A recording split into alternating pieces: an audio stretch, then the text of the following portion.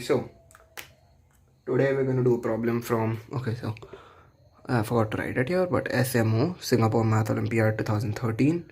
I didn't remember which problem this is, but you can probably find it, right? I think it's there on the site, and maybe I'll link it down below.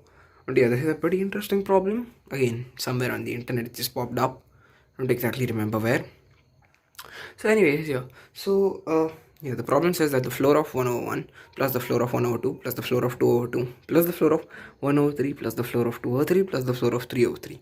Now this is a sequence, right? This is a sum, and we have to evaluate this up to the 2013th term, right? So yeah, let's get started, I guess.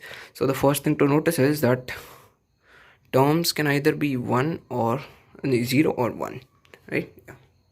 1 or 0, I mean it's the same thing, but I prefer it that way. So anyways, so they can either be 0 or 1. Let's see how that comes to be true. That's more of a logical sense thing. You don't need some hardcore mathematical argument for this, but if you do have one, then that's fine, you can use that. But anyways, this is a math olympiad, so we're gonna just go haywire on it. Anyways, so just notice that these terms go up to like the denominator and then reset to where the denominator is +1, and then they keep going, right? So they never exceed 1, the inside of these floor functions. And because they don't exceed 1, then when the numerator and the denominator are not equal, they're always 0. Because so say x is in between 1 and 0, that implies that the floor of x is strictly equal to 0. So the floor of x is like, so the floor of x is a function like x and if x is an integer, then x, but if x is not an integer, then it's the largest int less than or equal to x. So like the floor of 2.1 is equal to 2, the floor of 3 on the other hand is just equal to 3. Those are some examples just in case someone is not familiar with the floor function, but you should be. It's quite common. Anyways, if you're not, then there you go, right? So that's the floor function, right? So that's why these terms are either going to be 0 or 1. Okay, that's great. Now let's notice something about the series in particular. So the first term, 1 over 1, right? That's one term with the denominator 1. Then we have 1 over 2, and then the floor of 2 over 2, right? That's 2 terms with the denominator 2, and we keep going. So notice a pattern there. So see, if the nth term is a triangular number. Now I think this is maybe not familiar to some people, but you should be again if you're familiar with math contests and stuff like that. Nth term is a triangular number, right, of the form n times n plus 1 upon 2, right? I think that's something you can prove using induction, but I'm just gonna go with intuition here. I'm not gonna prove many things. This is more of a hand wavy proof, because it's a math olympiad. It's supposed to be logical. So yeah, we're gonna use our logic here and not intense mathematical tools. Anyways, the nth term is a triangular number. We've noticed that. Now the 2013th term. Now 2013 is, I'm fairly sure that's not a triangular number. But see, notice that. Okay, so say we have the floor of 1 over 4 and the series ends there, right? But this term is pretty much negligible. So all the terms of 4 are negligible. So basically our problem boils down to finding the largest triangular number, right? That's that's less than or equal to 2013. Yep, there you go. So yeah, let's frame that. 13 greater than or equal to k times k plus 1.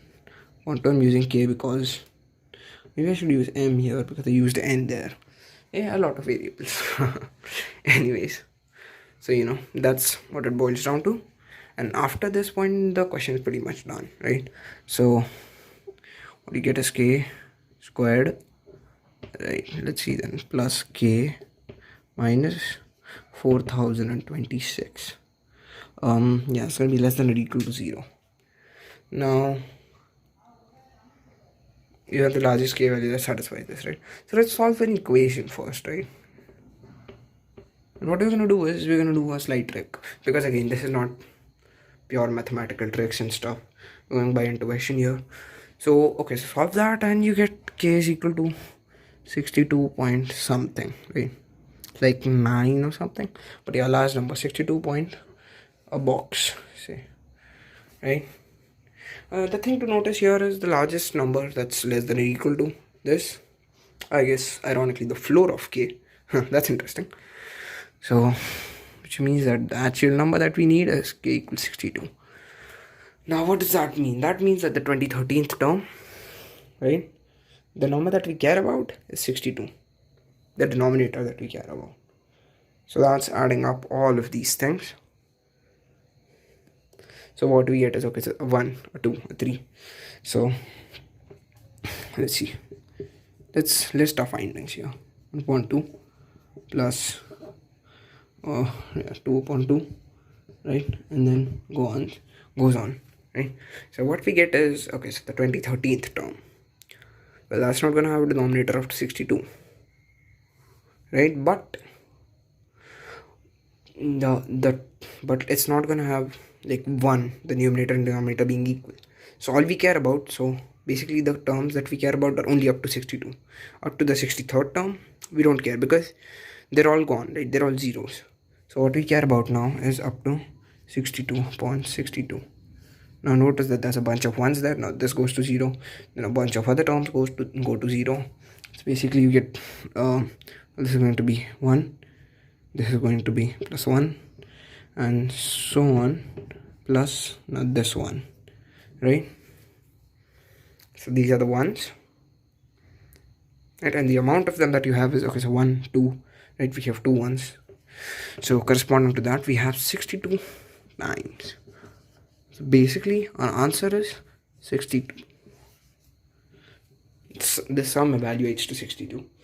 Now a more formal way of doing this would be like, okay, let's clear the board for this. Maybe I won't include this in the video, we'll see. I mean, there may be some interruptions coming up, heads up. But yeah, so a more formal way of doing this, okay, so I'm doing this after we got the k equals 62 part, right? So basically now what we're doing is simply evaluating this sum, plus 1 upon 2 plus 2 upon 2 plus 1 upon 3 plus all the way to 62 upon 62. Well, now we can think of this as, okay, we can think of this as a series. I mean, okay, you don't need to write this down, right?